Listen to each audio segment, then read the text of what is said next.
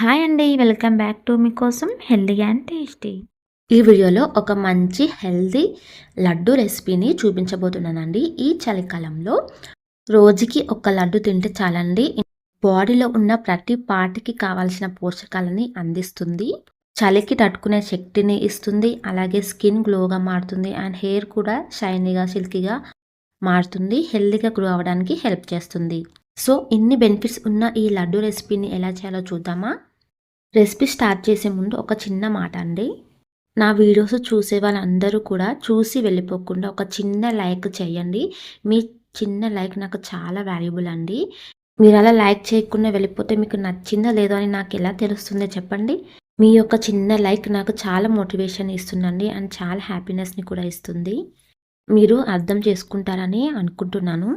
ఇప్పుడు ఈ లడ్డూని ఎలా చేయాలో చూద్దామండి. ఫస్ట్ స్టవ్ ఆన్ చేసుకొని కడాయి లేదా ప్యాన్ పెట్టుకొని నేను కుండలో చేస్తున్నాను.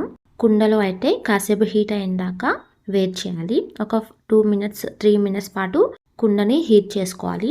హీట్ అయిన తర్వాత ఒక కప్పు వరకు పల్లీలను వేయించుకోవాలి. దూరగా లో ఫ్లేమ్లో మాత్రమే వేయించుకోండి.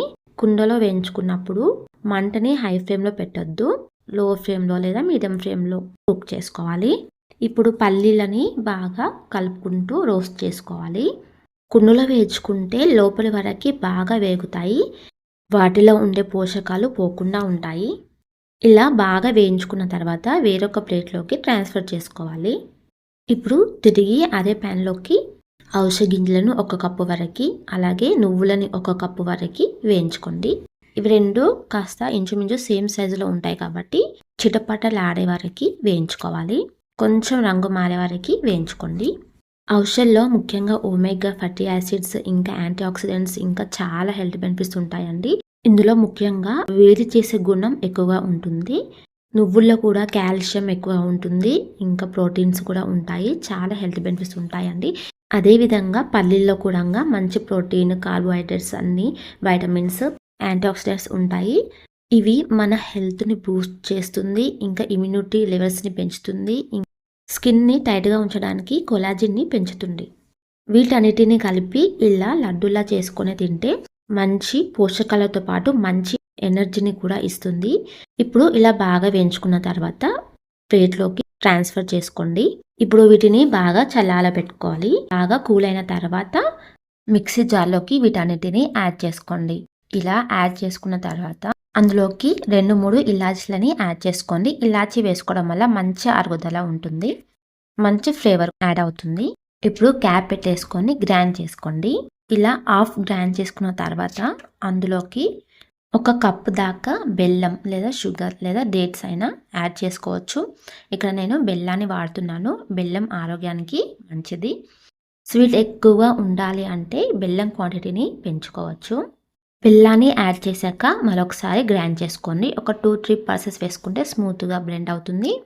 ఇలా స్మూత్గా లడ్డూలు చుట్టుకోవడానికి వీలుగా ఉండేలా బ్లెండ్ చేసుకోండి. తర్వాత ఒక ప్లేట్లోకి ట్రాన్స్ఫర్ చేసుకొని ఇదంతా ఒకసారి బాగా కలుపుకోవాలి.